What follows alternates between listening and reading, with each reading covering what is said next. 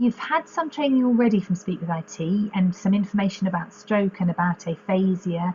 Um, and our focus today, and I think perhaps you've already had some training on some of the apps that you're going to be using with the people that you're working with. So our focus this morning is on how we support people with conversation, because obviously the reason that you're working with people and using the therapy apps is in order to improve their day-to-day conversation, and so we don't want there to be a focus sort of solely on practice and getting better on the apps, because ultimately what we're interested in is people improving in terms of their everyday communication. And so we're keen that two things happen really. One is that you get whether or not your focus is on conversation or on using the therapy apps, that you do have some really important, meaningful interaction with the people that you're visiting. And some of that might mean that actually you don't have a focus on the apps at all, and you are just there to provide opportunities for supported conversation and for meaningful interaction. So that's what the focus is this morning. We've done some introductions, and so what I want to do is a really quick refresher about aphasia, just to kind of get us all on the same page after the training that you've had last week, and then to just focus on communication. So what supports people with aphasia, PWA, to communicate, and what changes you might need to make to communicate with someone with aphasia. So does anyone feel that they can kind of help us all out with just reminding us of the difference between speech and language? I can't see everybody on my screen now, so I might need you to speak up or to put up a virtual hand. Don't worry about getting it wrong or anything like that, just helping us start to think about this. Caroline, can I ask, it's not to answer that, it's to say, what does PWA stand for? Oh, sorry, you must have a person with aphasia. Ah, right, okay, sorry, I might have arrived just a little bit late. No, you're really welcome, Caroline. Sorry, I can't see you, but you're still welcome. Oh, is it my fault you can't see me? No, it's mine. My bad. Okay. It's just because I'm sharing my screen and I don't get. Right. Yeah, it's not a criticism, Caroline. Don't worry. Yeah. No, and no wonder I was sitting there with my hand up. All right, thanks. Thank you. Thank you for modelling good interrupting. That's exactly what we need. So, any thoughts from anyone about the difference between speech and language? Thinking back to your training last time. I'll have a go. Brilliant. So language is about sort of getting the message across and the words that we actually use. And speech is one way of getting that message across, and one way of using our language. Brilliant, thank you, Kaylee. So yeah, it could be that we have written language or sign language, which are different ways of getting it across. Yeah, absolutely. That's just really helpful. And I start off with this because I just think if you can manage to sort of lodge this in your head, it really helps when you're working with the person that you're seeing who's got aphasia, and we'll come to that in a moment, to just think, yeah, I know that this is a language difficulty, and that actually often speech isn't affected. Even if people can't speak at all or very much, that actually it's still a language problem. So yes, thanks, Hayley. We think of speech as the kind of motor act of talking. But language includes, are my slides moving on, Ashlyn? Yes. Yeah. Thank you. So language includes all these different sort of modalities. So it includes being able to make sense of what people are saying to you. So big picture of an ear, but it's not so much hearing as processing what you hear. And then it also includes processing the written word as well as processing the spoken word. So that's reading. And it includes being able to find the words that you want to say and construct sentences. So our ability to word find. And also we find words to say them, but we also find words to write them or type them or text them. So we use written language as well as spoken language. So there's those 4 modalities, and all of those are affected to some degree or another in aphasia. So different people with aphasia have different constellations, patterns of difficulties in these 4 modalities. But that's what aphasia is. A language difficulty after a stroke or a brain injury that affects these modalities of language. Does that make sense? Totally. Great. So that's really as much as I want to say about aphasia, but I think it's really helpful to kind of reflect on the impact of aphasia. So what I'm going to do is stop sharing my screen for a moment and just ask a few people to kind of offer us, well, what have you done with these components of your language already today? You know, we've only got to just after 10, haven't we? But you will have used your spoken language or your written expression or your comprehension of either hearing words or reading words. You'll have used that quite a lot already today. So I think it's really valuable to think about, well, what have you done with your language so far? So I'll stop sharing. Any offers? Who's made use of one of those modalities of language already? Clearly we're doing it now. You're processing what I'm saying to you, I hope. I've just made what you just said. That I've written down some notes from what you just said. Thanks, Christine. Yeah, absolutely. So you've made some notes and you've used your written language. Yeah, thank you. Any others? I sent text this morning to my boyfriend. Yeah, grand. Yeah, you've texted. That's great. So another use of written language. Thanks, Emily. Yeah, excellent. I wonder whether, because there's quite a few of us, we ought to use either our actual hands or virtual hands so we don't interrupt each other. So Caroline, and then Ellie. I said, good morning, when I was out on my dog walk, and they replied. Yeah, lovely. Yeah, so in fact, I said, what a beautiful morning. Isn't it? Isn't it? Great, lovely. Thanks, Caroline. Ellie, were you going to say something? Yeah, I was going to say listen to the radio. Yeah. So that's great. Another example. Let's just have a couple more. Any other offers? Sarah and then Catherine. Interpreting road signs? Yeah, that's a nice one. Yeah. So you've got to process that and the written word and the visuals. Yeah, lovely. Thank you, Catherine. Well, I had a conversation with my daughter where we were working out her route, you know, when she's getting home from school, you know, logistics, what I needed to do later. Yeah, I've had a few of those. Yeah, so those sort of conversations about logistics, and sometimes that's quite complex processing, isn't it? Working those things out. Yeah. So thank you everybody for that. Those are really nice examples.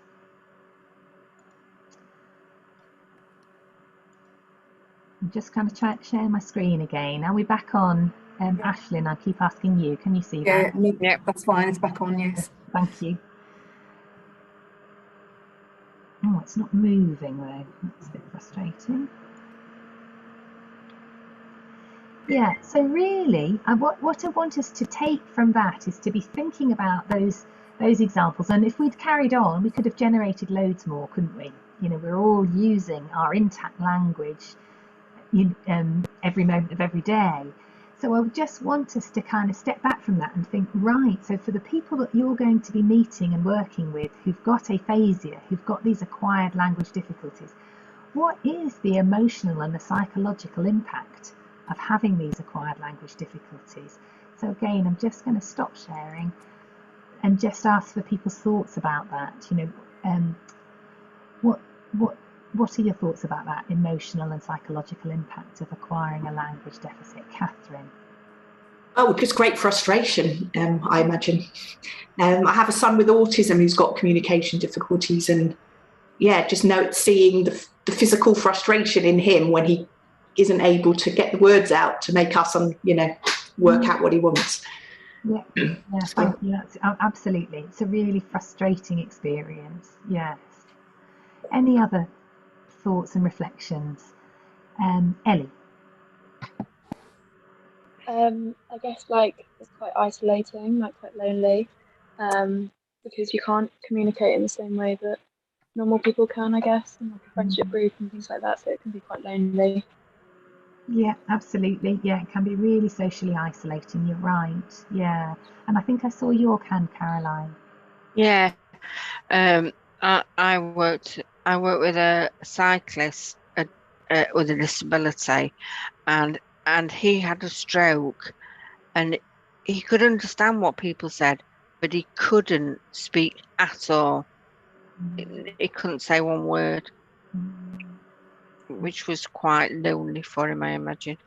Yeah. Thank you, Caroline. Yeah, so again, really lonely, sort of frustrating and isolating experience. Yeah. We'll move on, but does anyone else want to, particularly anyone who hasn't spoken yet, any other sort of reflections on this? I was just going to say it's probably quite damaging to your confidence as well, just as an individual and your independence. Yeah. So actually, in that sentence, you've covered a few bases, haven't you? And you're absolutely right. So really, sort of, we express who we are by by using our language, don't we? So it is really a kind of a challenge to people's identity. And then, yes, it becomes quite difficult to navigate all sorts of things that we do routinely, some of which you've mentioned. That Sarah, your example of the road signs was a good example. I mean, I know plenty of people with aphasia who can navigate and travel and drive independently, but there are lots of kind of day-to-day language tasks, household admin, dealing with bills, coping with menus in restaurants and cafes, etc., that become difficult to do independently. So thank you, Maya, you're right. Yeah. Okay. So that's the context I want us to think about supported conversation in, that it's a real challenge to be living with aphasia, and a really important role for you to support people to have meaningful conversations, and also to kind of that the impact of having meaningful conversations and the impact of making gains using the therapy apps that you're going to be using has a positive impact on all these difficult emotional and psychological problems that present because of aphasia. Okay, thank you. Do speak up if you've got any comments. I'm just going to move us on, but do feel free to interrupt. So that's as much as I want to say about aphasia. So I want to move on to the kind of bread and butter of what we're going to cover today, which is around communication, and particularly around supported conversation. I should say actually at this point, two sort of housekeeping things before I launch into this. One is, I always make notes of this, when I hear presentations, even if I'm going to have the slides, because it helps me listen, but I will make the slides available, so don't feel that you have to kind of write everything down. I can send these to James or to Ashley, I'm guessing. And then they can be circulated, and there's a few other things that you might need as we go on that can be sent round. And the other thing is that we will have a bit of a shuffle break, and let's keep going till around 11, and then just have a bit of a stretch break about then, because otherwise it's quite a long time, isn't it, to keep going, and we'll finish promptly at 12. Is that all right? Yeah. Great. Okay. So this is a quote from Aura Kagan, who's a Canadian speech and language therapist. I'm just going to let you read it.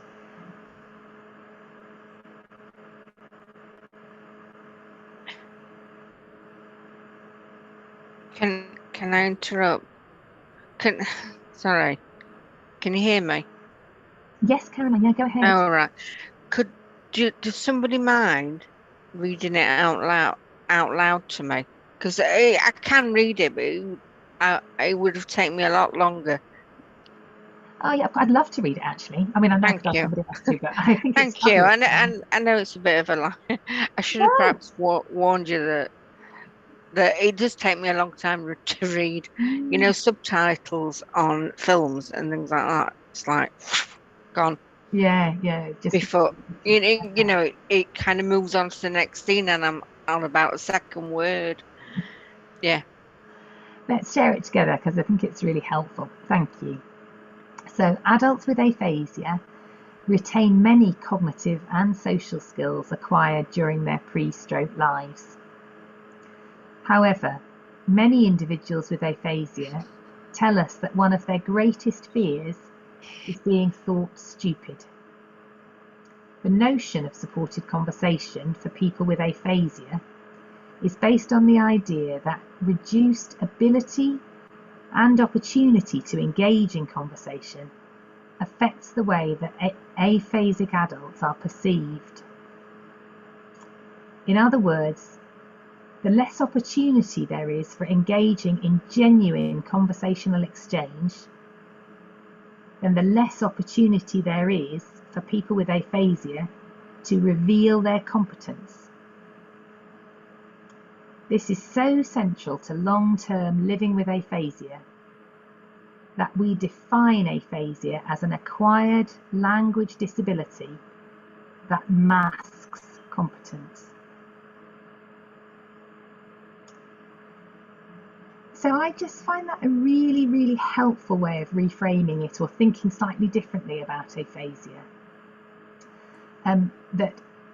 We can sort of define aphasia as a language problem, but actually the kind of what happens because of the language problem is that people who are don't have other impairments but for whom language has been affected aren't able to kind of show so that's kind of goes back to I think to what you were saying, Hayley. I can't see everybody's face and now I'm not sure who said it, but this sort of thing of identity and independence. So I just think that's a really helpful way of framing it. So part of your role when you're supporting people with aphasia and you're having supported conversations is to reveal competence. And I think if you hold that in your mind, that's a really helpful way of thinking about it. So when we're thinking about supported conversation, there's a few key principles that I just want to raise quickly. So there is something intrinsically valuable about conversation, isn't there? And you've given a few examples this morning of conversations that you've had, interactions about what a lovely morning it is, or logistics conversations. We could think of lots of others. This is conversation, and our language is what defines us, and it's just hugely important to us, isn't it? And there is something therapeutic about skilled supported conversation. And so hopefully you're going to come away from this session this morning feeling equipped to provide some of that. And it involves the use of really quite simple tools, so it's not rocket science. And there is ongoing support available. It says for volunteers and students, because I run this training for students as well. But yeah, there's ongoing support available, and Ashlyn's referenced that already, that you're the volunteer support coordinator for Speak with IT. So this is the training, but there's plenty of opportunity to kind of come back and ask for resources or access further support. So if you find this a helpful analogy, then go with it, but please don't worry about it if you just think actually it's not a helpful analogy.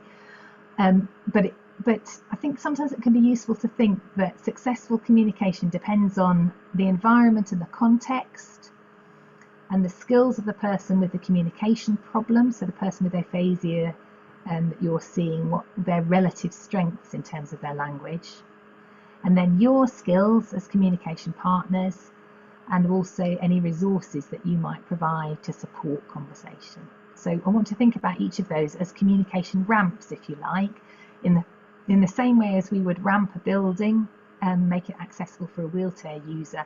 How do we provide ramps for a conversation? Communication ramps. Okay. So yeah, I want us to spend a bit of time thinking about this now, and thinking about, actually I might just take us forward to this slide first and I'll hop back. So things about the environment and the context, these are just very practical things that's really worth bearing in mind when you're these help us all, don't they, when we're having conversations, making sure that someone can see your face. And that's quite a nice example we've had this morning, isn't it? That it's harder when I can't see the people who are speaking, or so yeah, it does really help us to have face and eye contact. Some people have difficulties with their vision, or difficulties with kind of processing things on particular sides as a result of a stroke, a sort of visual inattention. So if that's the case, James and Ashlyn will be aware of that and will let you know, and that might make a difference. Obviously, that's only related to face-to-face. If you're working online, that's going to be less of an issue, although there'll be lots of other issues, won't there? And then reducing distractions. Some of these also apply more to face-to-face, don't they? But reducing distractions, reducing background noise, all of those sort of practical context environment things really do make a bit of a difference. Okay, and then I want us to do again a little bit of thinking and working this out together, really thinking about what changes you can make to your communication to support conversation. Okay, so I'm going to stop sharing again, but that's the question. So, and again, like I said before, this isn't rocket science. So I'm confident that you do know, you can sort of generate the answer to that question yourself, just as you sort of stop and think about what makes things a bit easier and how you might change your own communication. So wave your hand, any ideas or suggestions, particularly from people who haven't spoken? Jill, lovely, Helen. Jill and then Maisie. To keep it simple, really. Yes, yeah. And yeah, absolutely. I think that's a really good start. Yeah, and there's a balance, isn't there? And we'll come to this a bit more later, because these are all adults who've got intact thinking and life experience and all sorts of other kind of intact skills. So you don't want to be patronising, but also you don't want to overcomplicate. You're absolutely right. Thanks, Jill. Yeah. Maisie, did I say? Yeah. Yeah. Yeah, kind of simple. It's not similar to Jill, kind of maybe speaking a bit more slowly and clearly. Again, without being patronising, I guess. Lovely. Yes, Maisie, that's really helpful. And I think if you reflect on your, if you've got any experience in a second language, it's a bit of a relief, isn't it, when you come across a kind of French or German or whatever speaker who just takes it nice and slowly. And you've just got a bit more time to catch up. And it's the same experience. I mean, it's not, people with aphasia wouldn't say that it's the same experience as having a second language, but in terms of how people process and what helps. Great, yes. So keeping it simple, changing your communication style so that you're just a bit slower and clearer. Lovely. Any other suggestions? Naomi and then Catherine. I think maybe sometimes when I talk, I'm a little bit fidgety. So making sure they can see your mouth, making sure you're not, like, you're focusing on them, because sometimes I can be a bit like distracted as well. So just being a bit mindful of that. Yeah, that's really helpful. So yeah, focused, and I think because people are really struggling, are going to struggle to tell you things and to find the words, you really need to be listening hard, don't you? Which is kind of what you're saying. So really focused, minimising distractions, really sort of careful listening. Yeah, thank you. Let's go for Catherine and then Caroline. Is that all right? Yeah, I was just going to follow on from what Jill said. Sorry, just linking back to my son again. One of the things we've been suggested to us is if you say something, give processing time, but then if you need to repeat it, say it in exactly the same way again. Because if you say it change the words, it's almost like it has to be processed again. I don't know whether that would apply. So yeah, if you repeat something, say it exactly the same way. Thank you. That's good. Good tip there. Yeah, and thank you. Yeah, absolutely. I think I'm hesitating about whether it applies to people with aphasia in quite the same way. Yeah, okay. Because sometimes we recommend rephrasing. Oh, okay. as a way of, but I think that might be something that you just need to kind of feel your way with the particular person with aphasia that you're working with. But it's really helpful to kind of raise it to our consciousness. And I think, but both of those, either repetition or rephrasing, can be really helpful tools. You're absolutely right. Yeah, grand. Caroline, did you want to add something? A pen or pencil, and drawing, and I'm not sure. I don't want to I don't want to belittle someone, but it's pictures, showing them a picture. Is that okay? Yeah. It varies, but these are all really helpful things that you said, Caroline. Thank you. And pen and paper is absolutely key. You're really right. So I would really encourage you. I always have a clipboard and scrap paper and more than one pen. And often that's because it's more often that I'm writing than the person with aphasia is writing, actually. Although sometimes I'll say, do you want to try and write that word down if they're struggling to say it, or can you try and draw me a picture or draw me a map or something? So I will kind of prompt and encourage the person that I'm working with to use pen and paper themselves. But often it's more that I'm writing down key words.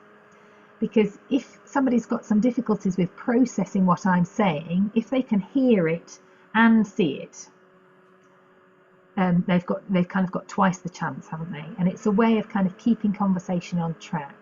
So yeah, using writing down keywords is often really helpful, and a pen and paper is just. So thank you for saying that, Caroline, because it's absolutely a really key resource. Don't leave home without it. Well, you're not, and of course, if you are working on online, that is more of a challenge because you haven't got a kind of shared way of doing that in the same way. But I think being aware of that, I don't use Jamboard very much, but I've been sort of wondering about Jamboard as a kind of resource, and I think we're going to have to get more agile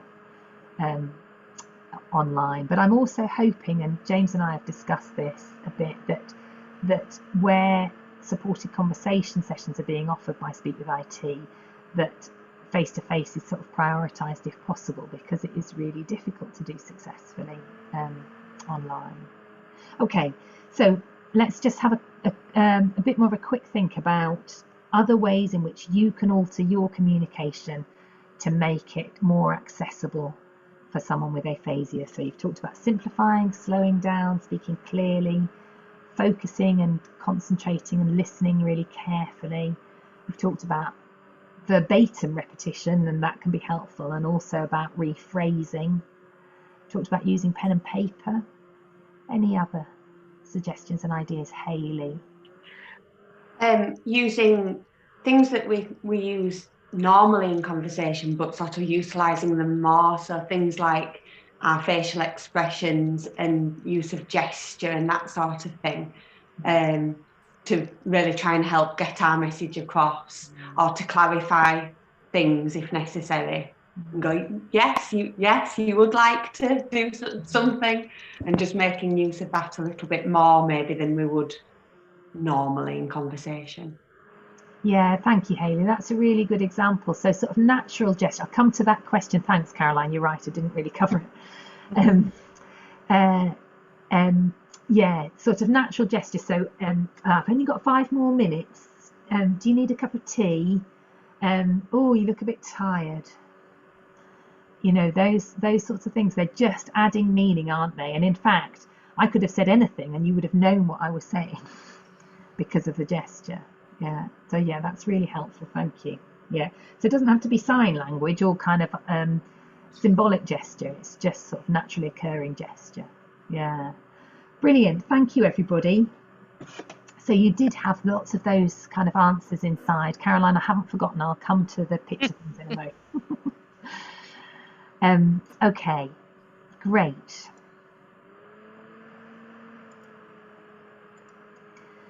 So yeah, we've talked about lots of changes that you can make And I've got a couple of slides here.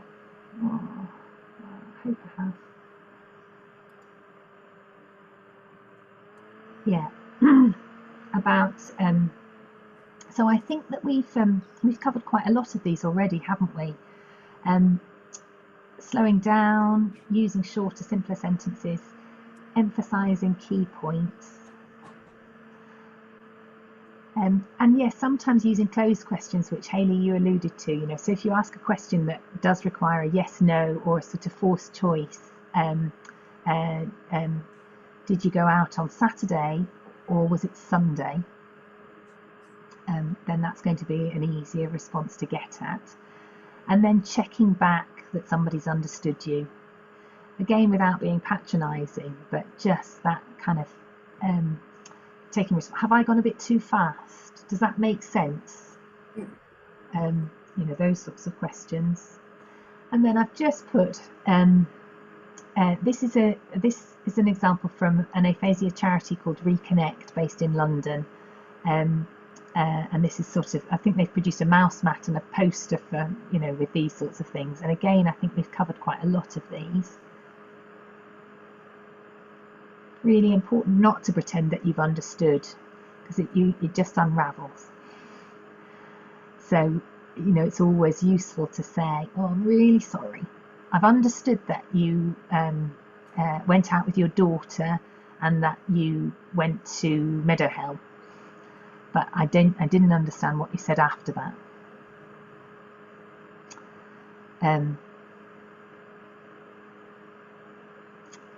Yeah, and I think we've covered the other things on this page. And then there's another example which is from the American Aphasia Association, and I'll ensure that when these slides come to you, you can have a little bit more of a look at those. Okay. And just taking us back to where we started, and the quote from the Canadian speech and language therapist Laura Kagan about competence and revealing competence. I use this a lot, this phrase, and others like it, to just acknowledge people's competence. Say, I know you know what you want, what you're telling me, you know, you understand a lot more about this than I do. Hang on, you know. So it's just that framing, that being aware that you're communicating with a competent adult who's got a language problem.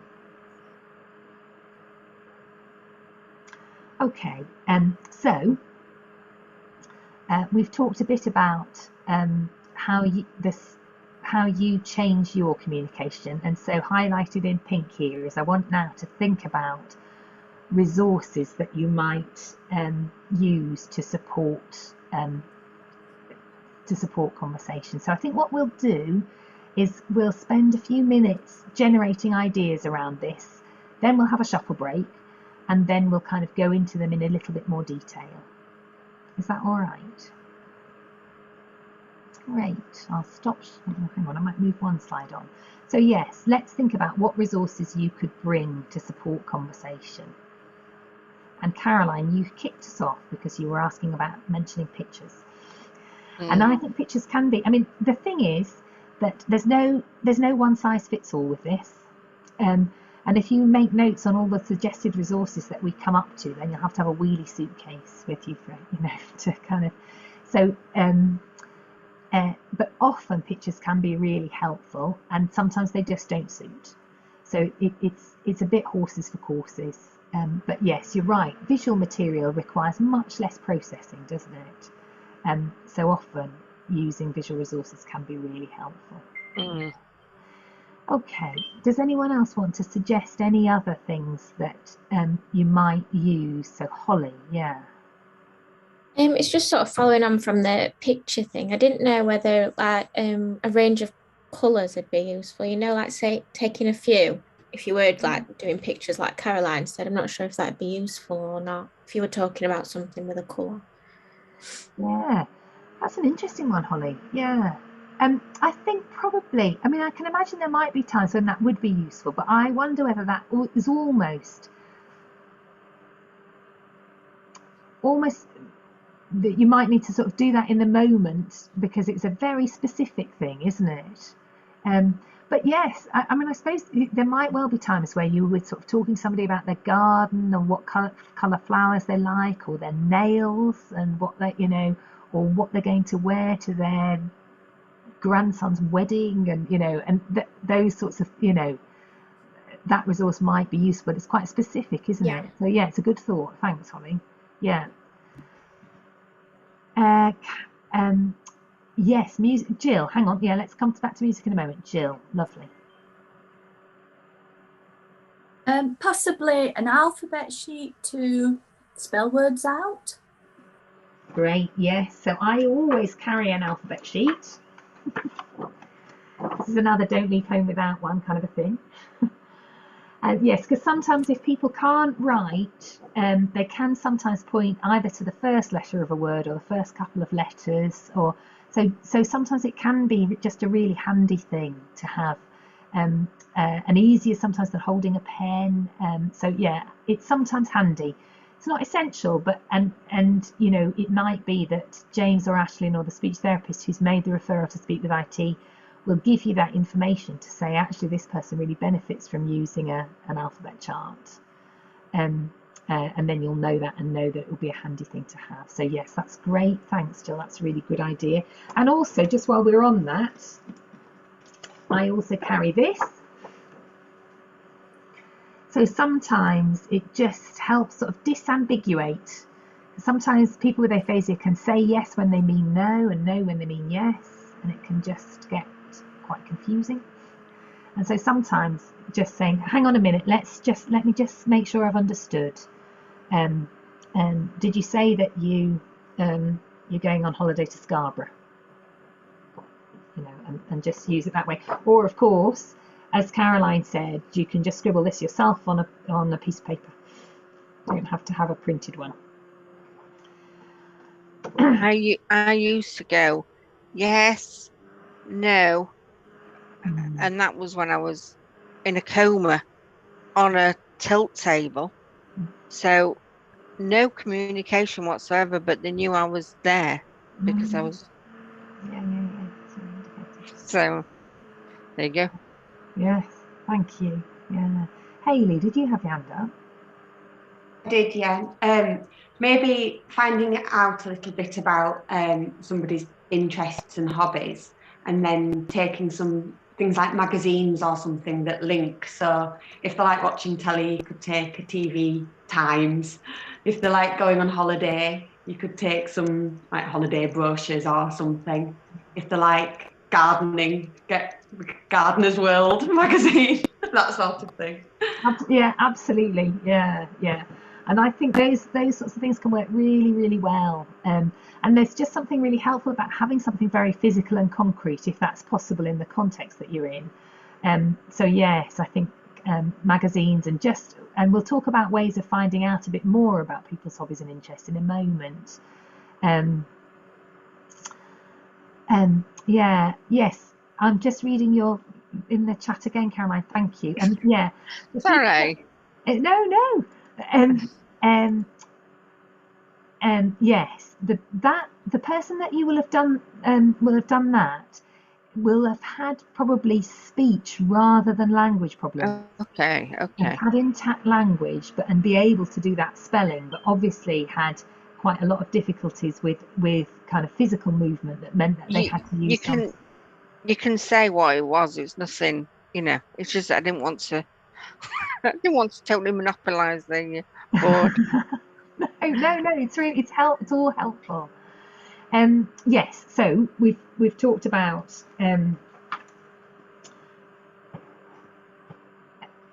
magazines. We've talked about alphabet charts.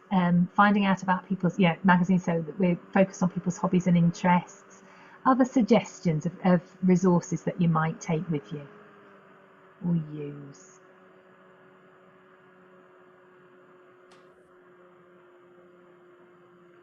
Stunned you all into silence. I'm sure you can think of other things though that might be helpful as resources. Yeah, Hayley. Could you just take your phone and as things come up, Google things so you can get some pictures up? Yeah. I do think that's a really good idea. Often the screen on a phone is a bit small. So I do use my phone quite often. You know, if we're sort of trying to kind of get at a piece of information, and just, you know, I can just Google's your friend in these cases, and it's really helpful to look up. But often as well, I think using Google to do some preparation beforehand, you know, find out about the caravan site where they've got a caravan on the East Coast, or you know, the place that the town that somebody's son or daughter lives, or whatever. So kind of doing sort of internet research either beforehand or in the moment. And then if you're going to do that where you kind of want to look at something with somebody, then I think it's often worth seeing if it's possible to use a bigger screen. So to use a tablet or whatever, or obviously if you're online, that sort of thing's a bit easier. Yeah, so, but you're absolutely right, Hayley, that's really helpful. Yeah, it's often really handy to use. How did we manage before? Yeah. And you mentioned music. Yes, Caroline. I think I've got some students who are on supported conversation placements at the moment, and one of the things that they're doing is kind of a sort of a kind of nice conversation sort of interaction with somebody who's got very severe aphasia, where they play snippets of music and then they kind of use a sort of a rating scale with a sort of happy face and a sad face to sort of, you know, give it a sort of a mark out of 10, a score out of 10, so that they can kind of start to learn a bit about each other's musical taste. And that's been quite a nice activity for somebody with really severe aphasia who finds communication difficult. So there's a way of communicating preference that doesn't involve speech, and there's kind of a sort of access to sort of music, and a kind of, you know, there's a bit of laughter around, you know, somebody really liking something that somebody else really doesn't like, and, you know, all those sorts of things. So that can be really a really nice thing. Yeah, great. Just thinking about this, aren't we? What resources can you use to support conversation? And you've generated some really good ideas, so thank you. And what I want to do is show you this. Oh, look. I'm not a big fan of the PowerPoint animation, but I have got a few here, look, because pen and paper is just so key as a sort of as a supported conversation resource, that I just wanted to really re-emphasize that point, that almost when you've got pen and paper, there's a less need for other resources, because you can do such a lot and it's so versatile and just such a sort of key resource. So yeah, do make sure you use pen and paper. What I want to do then is spend a bit of time now going over this wheel. So these are suggestions of other resources, some of which we've mentioned and some of which we haven't, and some of which need a bit more unpacking. So if we start at 12 o'clock on here and just think briefly about maps, I just think maps on whatever, you know, on a device, a paper map, a scribbled one that you draw of an outline of the UK to just try and get to the bottom of where somebody's family member lives. All of that can be really useful. So proper nouns like place names can be really difficult for people to retrieve. So it does really help to make use of maps. And so if you know that that's, you know, you want to spend a bit of time talking to somebody about where they've been on holiday or where they lived as a child or whatever, then, you know, it's just a really useful resource. And similarly, if I just hop over the My Stroke Guide for a moment to talk about calendars, days of the week and things like that, and months and so on, are just really difficult to retrieve and really readily confusable. So sometimes just working out what's going to happen. Was it next week? Was it last week? You know, when's the family wedding or so on? It's just handy to make use of a calendar. And quite often people have calendars, don't they? If you're seeing somebody in their own home, have a calendar on the wall that you can make use of. So calendars, diaries, that sort of thing. And the other thing that is really, you know, often very easy to do if you're seeing somebody in their own home, is making use of the photos that people have, you know, on the side, on the mantelpiece, on the wall, and often just as a sort of way of getting to know somebody and finding out a little bit about them. Oh, can you talk me through who this is, or where was this taken, or when was this? Is often a really useful conversation starter. I think that's what I'll do, is go around the things in black, and then we'll spend a bit more time on the things that are in white font. So postcards, this sounds a bit old-fashioned now, but there are people who are sort of the generation where postcards is a sort of thing that my in-laws used to take down postcards at the end of the year and then stick them all up as they received them through the year, from January to the next December, in their kitchen. And that would have been a really useful kind of conversation starter and topic with them, because who had they heard from, where had they been, is it somewhere that they'd been?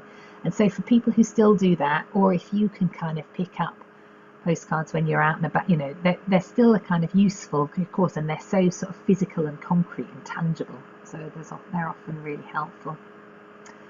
We've talked about alphabet boards and how useful that can be, and we've also talked about magazines and brochures and sort of finding out about people's particular interests and then making use of and I think was it you, Hayley, who was saying this, that the magazines are really specialist. I had some students recently who got a course fishing magazine that came out weekly, astonishingly. I mean, what is there to say every week about course fishing? It's just amazing.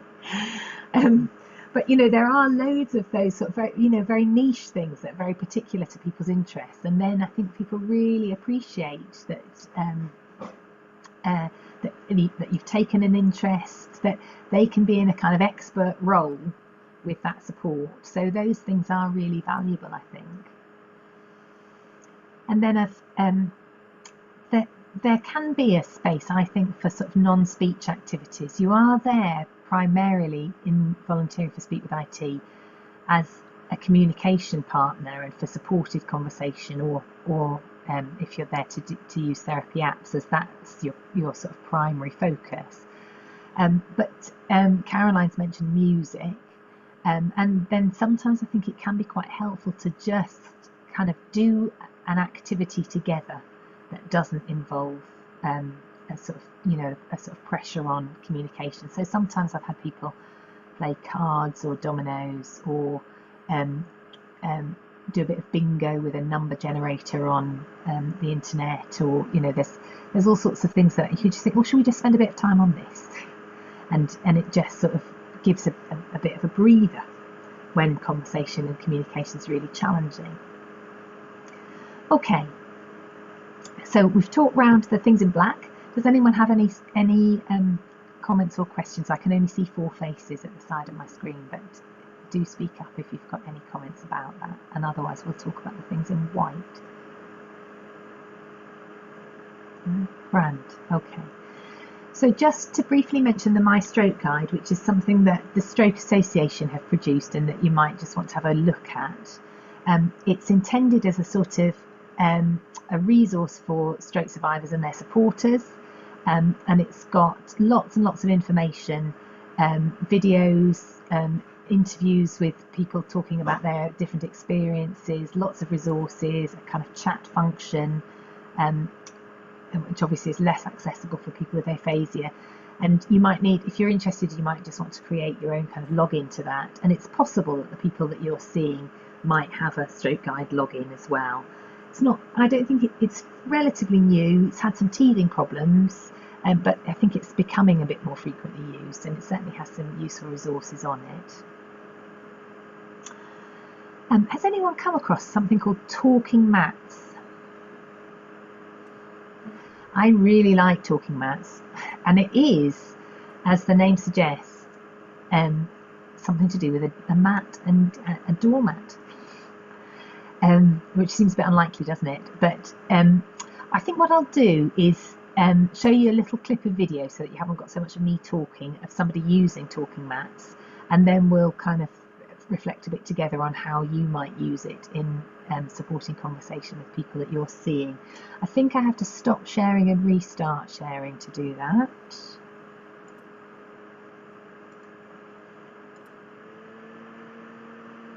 Now hang on, I'm just sorry, I'm going to make sure that you're going to be able to hear it. Just bear with me for a moment. Share sound needs to be ticked. There we go.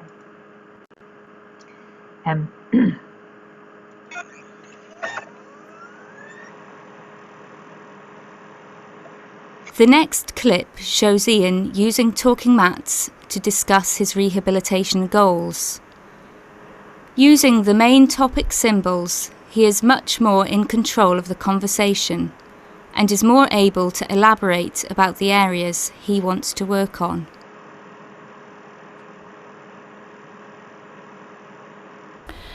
Right, so what I'm going to do this time, Ian, is we're going to use something called talking mats to help you think about the goals you want to work with the rehab team.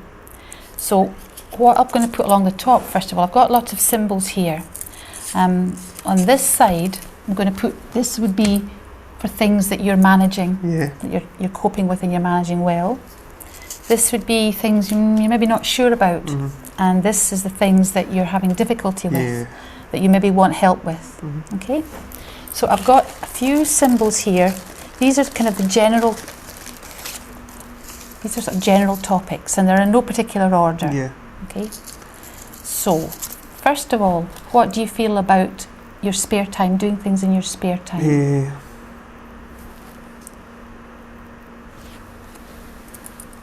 Okay, so is that something you're having difficulty with? You need more things to do? Okay. What about domestic things like cooking, shopping, housework? You're managing that okay? Okay. Do you do a lot of housework? No. Okay. This is about work and education. What do you feel about work or further education, going to college? You managing that okay?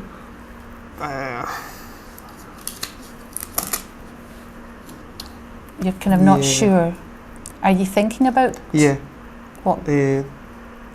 Computers. Computers at college? Or are you thinking about actually getting a job to do with computers?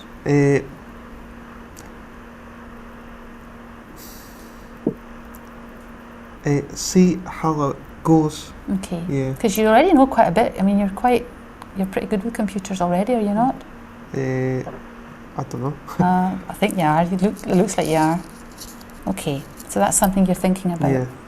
How about mobility? Just getting around? No. Okay, I'll pause it there. So that just gives you a little bit of a sense of seeing it in action. So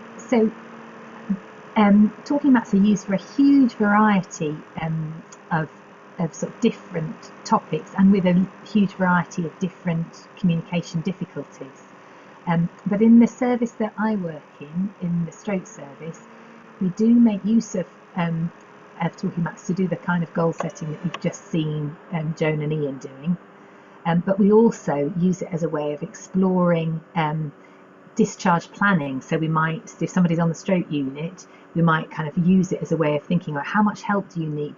Can you do this independently? You need a lot of help with this, or a bit of help, and then think about different kind of activities that people need to be doing. So that's a way of kind of looking, can they manage to return home, and how much help are they going to need? And in the context of supported conversation, the kind of go-to resource for talking mats would be a set of resources exploring hobbies and interests, so that you can kind of have the symbols of a smiley face or a thumbs up or whatever for things that people enjoy or used to enjoy, a sort of so-so in the middle, and I know I can't be doing with that on the other side. And then so I think what actually I'll do is share my screen again and just show you the resources that we use and which I'm happy to make available. In fact, I think probably Speak with IT have them already, Ashlyn, but we perhaps need to just check that, and then you can make these available to people. So I'll just, I've got some random things popped up on my screen. It's never good, is it? Oh, right.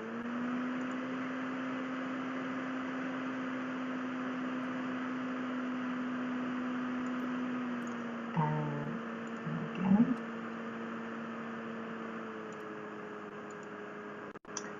So yeah, these are just the photo resources that we use, and I'll just scroll through them quickly so that you can just get a bit of a sense. So these would all be, for the resources that we use, they're printed and cut out and laminated, and they've got Velcro on the back, and people can stick them on an actual mat. You can still use the resources just you know, as paper and with a bit of print, but the advantage, as you saw Ian doing, is that because they're so physical, you can kind of change your mind and move them to a different place, and you can really just take it nice and steady and slowly, as Joan was doing, and even slower than that, and kind of use it as a springboard for conversation. I notice you've just mentioned jigsaws in the chat, Caroline, and that's right, that's another really nice kind of thing that you can do while having a bit of a conversation, but that takes the pressure off communication.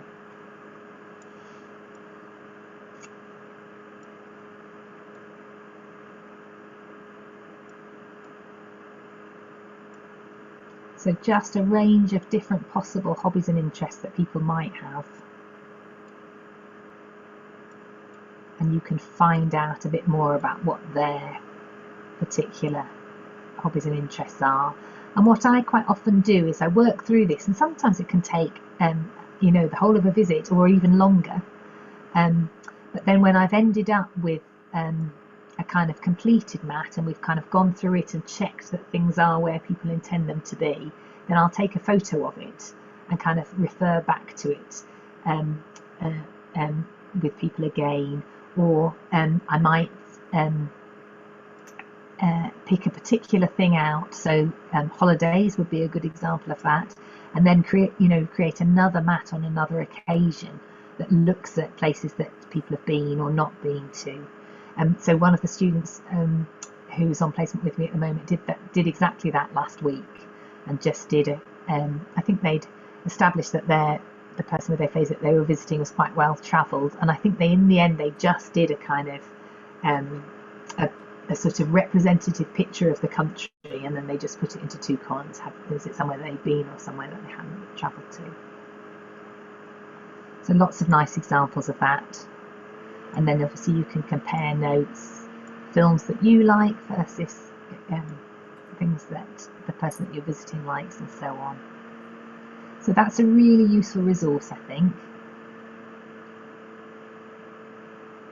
If you notice any omissions, you need to let us know. Okay, I'll stop sharing there. So that's Talking Mats. Bear that in mind. That can be a really helpful resource to support conversation. I'm going to move on, but do chip in if you want to add anything or make any comments. Jenny, would you be able to supply these to us, or I think Caroline asked us in the chat, or would we have to do this ourselves? Yeah, no, I think that I've already passed that resource on to James, but Ashlyn and I will perhaps just confer at the end of the session, and yeah, you don't have to start from scratch. Yeah. But one of the things that you might need to start from scratch on it is actually the next thing that I'm going to talk about, which is communication books. So what I'm going to do is show you mine, although I've got it electronically as well. But I have this size, a sort of photo album size communication book. So I think that's half of A6, is that right? Half of A5. A sort of standard photo size, but I've also got a slightly larger version. I think it's going to work better if I show you online, in fact. But I've got a kind of piece of book about me. And some of the people that you visit will have something similar. So it's either called a communication book or a personal portfolio or a personal passport. And that's a bit of information about themselves that you might use as a starting point to conversation. Or if they haven't got one, it sometimes can be a really nice shared project to create one or update one as part of your kind of role in supporting conversation. But I'd also really recommend it as a way of introducing yourself in an accessible and aphasia-friendly way to the person that you're working with. So I'm going to show you mine so that you kind of get a bit of a sense of what it's like. Not that there are lots of different ways of doing this. So there isn't, you can choose how to do it. Mine, I have to say, is a bit out of date. I haven't updated it for a while, and just this morning I had to change the ages of my children, because on the book it said 15 and 12, and then 18 and 16. So, but it has this sort of front page. This book contains information about my life and interests. Please open and read. And then it's got a bit of information about my family, and a bit more information. Other people's would have lots more photos, but I've just kind of prepared this as a bit of an example. So a bit about my work, places that are important to me, my hobbies and interests.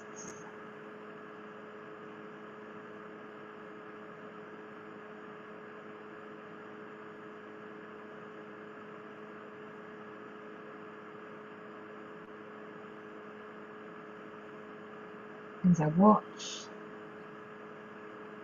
So that just gives you a kind of bit of a sense, doesn't it? And I would really recommend that you think about creating something like that, maybe not quite as long, but can be, about yourself, to use as a way of introducing yourself, because it's very accessible. There's not very much text, there's lots of visuals, and it's just a way of kind of being able to kind of tell the person with aphasia that you're working with something about yourself, and to find points of connection and so on. So that might well be something that you'd like to have a go at.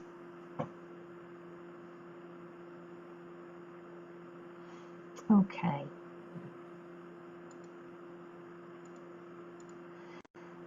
So we're doing well.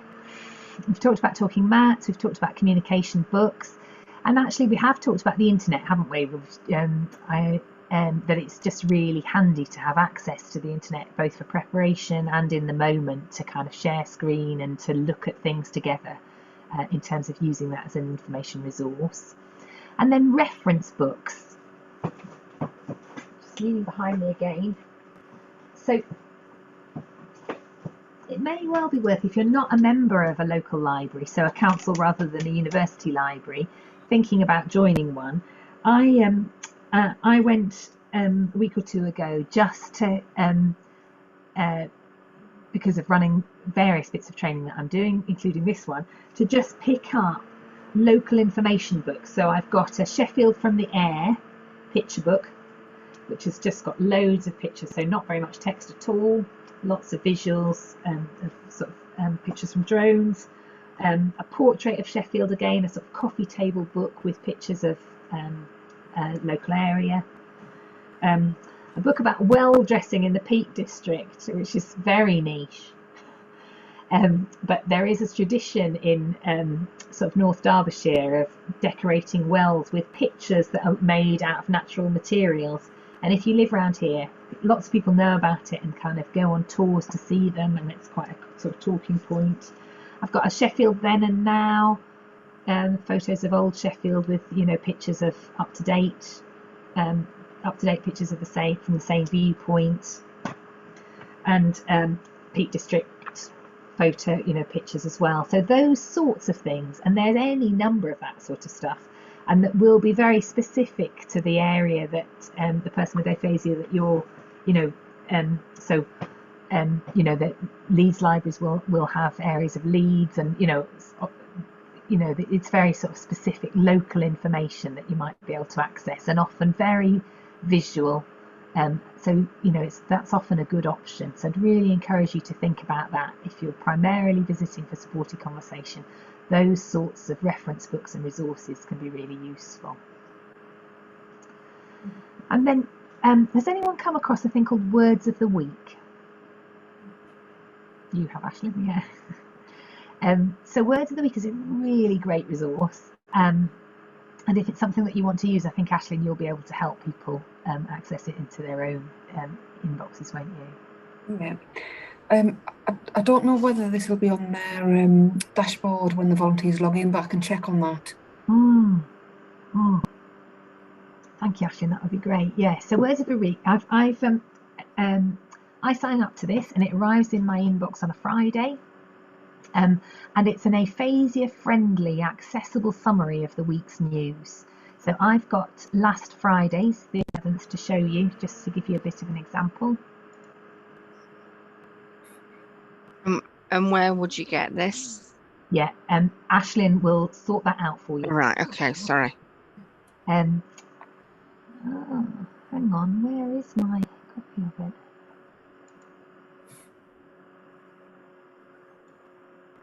Here it is.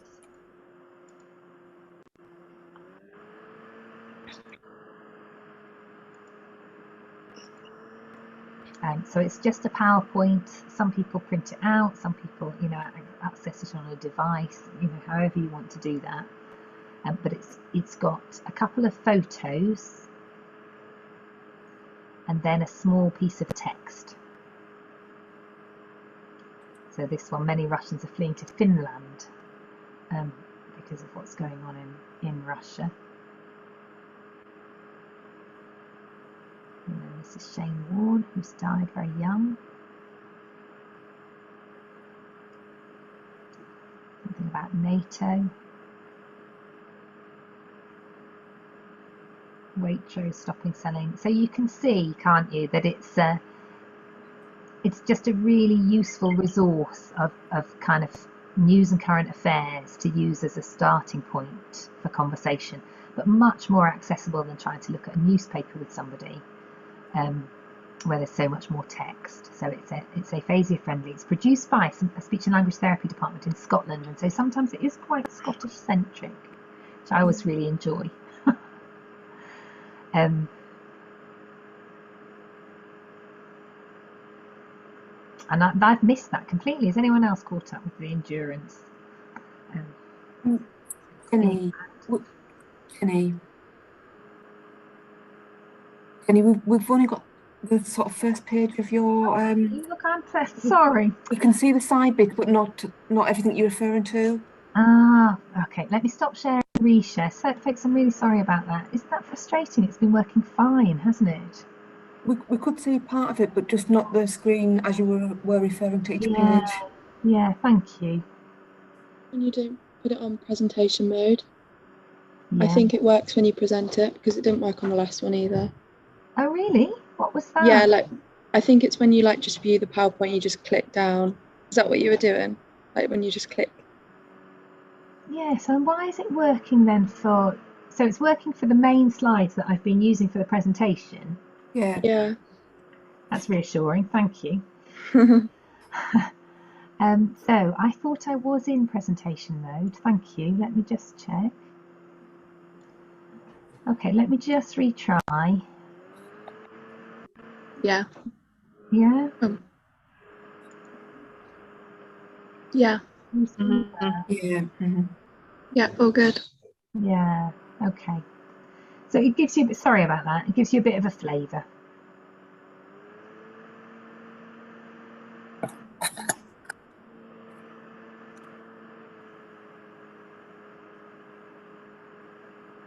See what I mean about Scottish centric? There's almost always something about Andy Murray.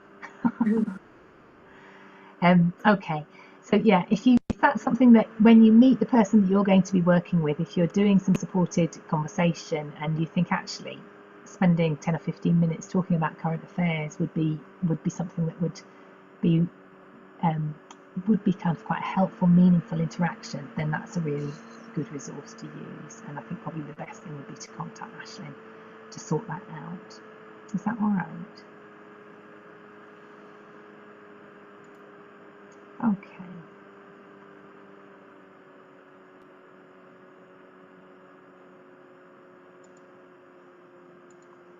So I think we're there. We've talked through this wheel. Does anyone have any other sort of suggestions or comments or questions about that?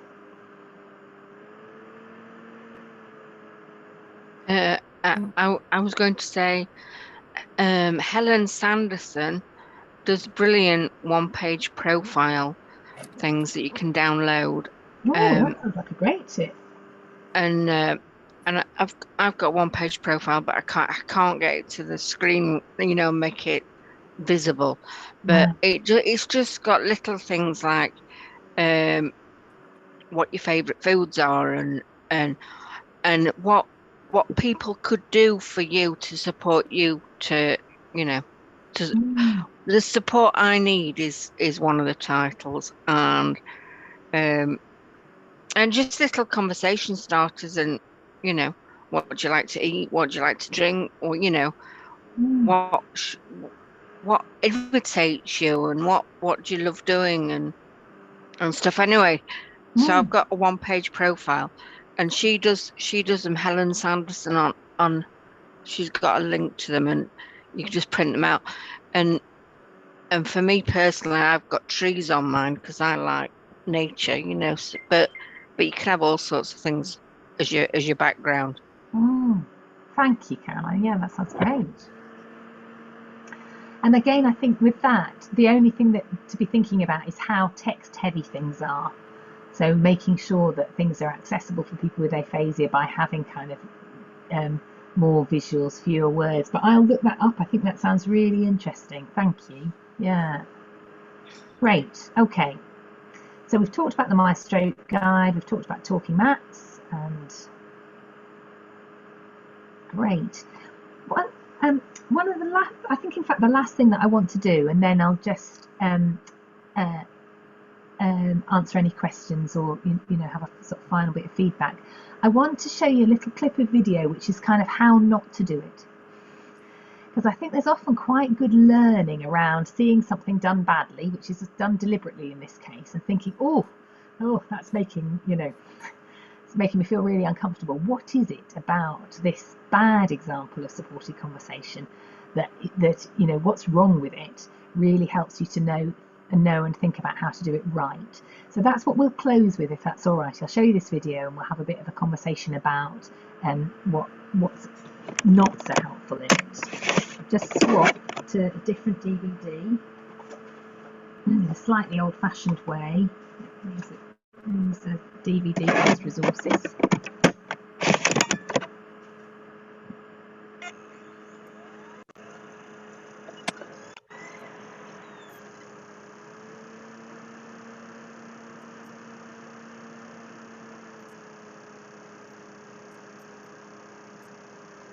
I think it's going to work. It has done in the past.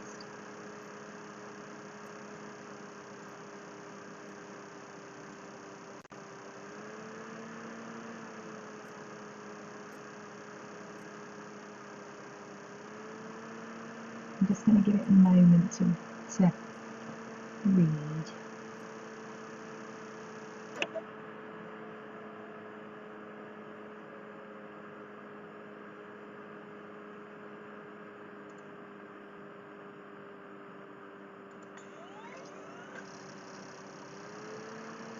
Oh, that's very frustrating. Let me stop sharing for a moment. I don't know if you used this quite recently. I'm just going to open and close it.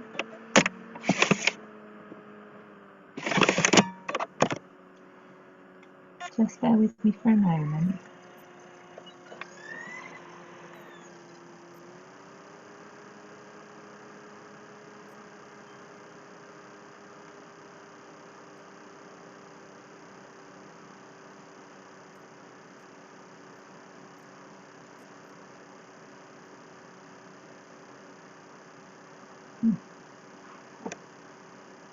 Ah.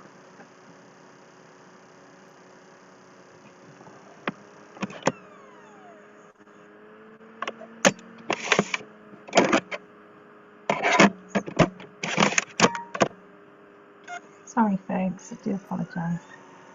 There we go.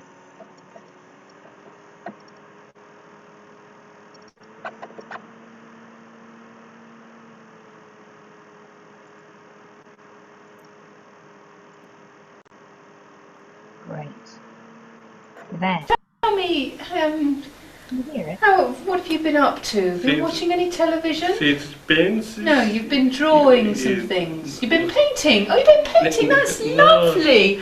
Oh, it must be so good to be able to paint, because I suppose if you're painting, you don't miss not being able to talk. And Paints. so you've been painting circles. No, painting circles, going round and round. Yes. No, I'm not quite sure what you're doing. You've been driving. No. You've been driving. You've been out driving with your wife. No. No, you haven't been out driving.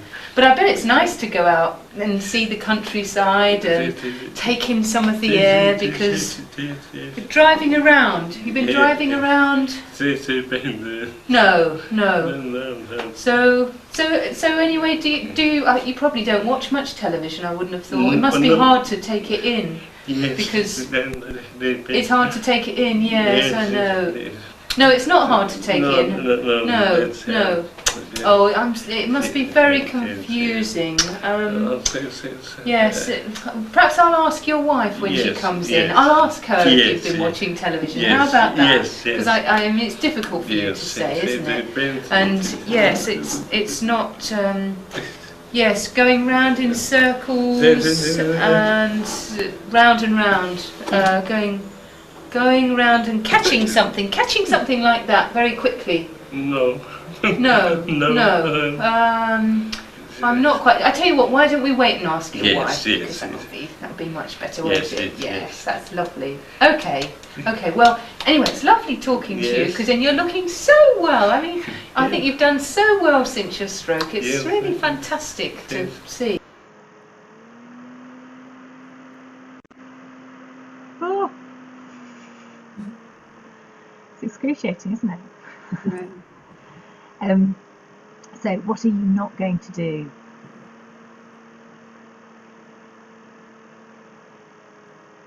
Maisie. Yeah, I think she didn't really give him much time to really communicate what he wanted to say, and just kept jumping over him. So I think just giving him some time to do that. She just kept butting in, I thought, which wasn't helpful at all. Yeah, so the absolute opposite of revealing competence. So no processing time, interrupting. Yeah. Great, Jill. Sometimes she answered for him. Yeah, absolutely, didn't she? Yes. No time, and then leapt in there with what she presumed he was, he might have said. Yeah, so answering for him. You're absolutely right. Catherine.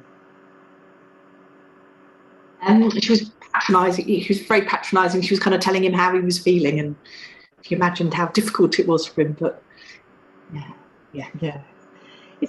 She was terribly patronising, wasn't she? It's just, it's just made me feel really uncomfortable, and then that's quite you want to be able to say sort of supportive and reassuring things, and acknowledge that people's frustration and difficulty. So it's a kind of how you do that, isn't it? And the way in which you do that, and being sensitive, and and just being really guarding against being patronising. Yes, thank you, Catherine. You're right. Yeah. Any other things that you noticed? I think Ellie. Yeah. I'm not sure that obviously they would have spoken about this, but she was touching him a lot, and at the start she was grabbing onto him, and I thought that was such an invasion of privacy. Especially if they you shouldn't just assume that you can pat someone on the leg or whatever. It's a bit weird. Yeah, thank you, Ellie. I think you're absolutely right. Just and again, these things are sort of to do with balance, aren't they? Because it might be appropriate if somebody's distressed or frustrated to kind of provide some sort of light touch physical assurance, but she was definitely well into his space, wasn't she? Yeah, I agree. Thank you. Yeah. Any other things that you're not going to do? I'm sure. Ashley, yeah.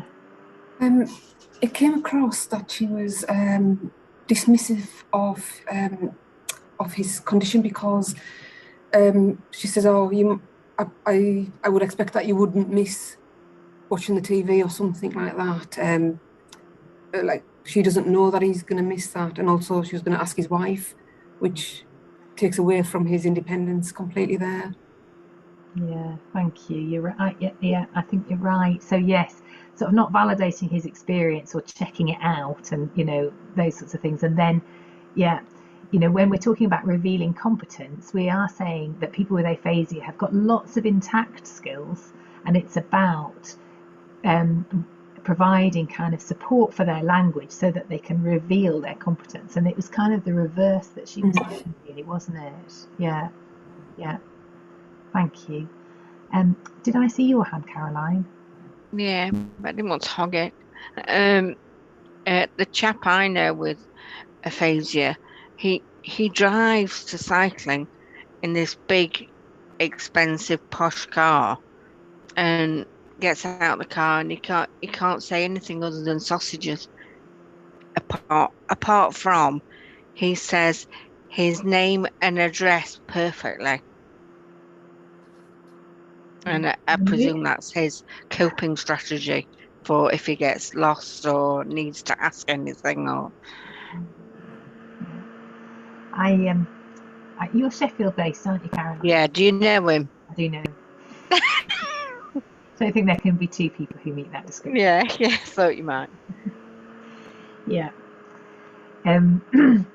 Thank you. Any other sort of thoughts just before we close in terms of what you take from that what you might things that you might not do, that you won't do?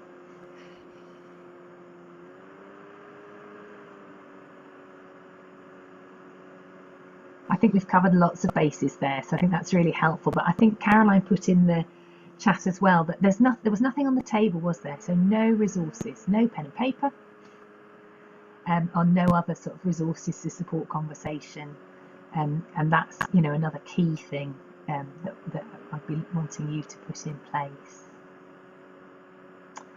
Great. Okay. So I hope that's been helpful and kind of given you some tools and a bit of a sense of, okay, so when I meet the person that you're going to be working with, having some ideas that you can draw on, some suggestions that you can look back at. It's a little bit difficult to do it in the abstract, I think, but then I'd really encourage you, when you're paired with someone with aphasia and you start your volunteering, to come back to these slides and to your notes that you've made from this session, and just think, okay, cool. So what can I bring from that? How can I support conversation with this person with aphasia? Thank you very much. Thank you for your time. It's really nice to meet you.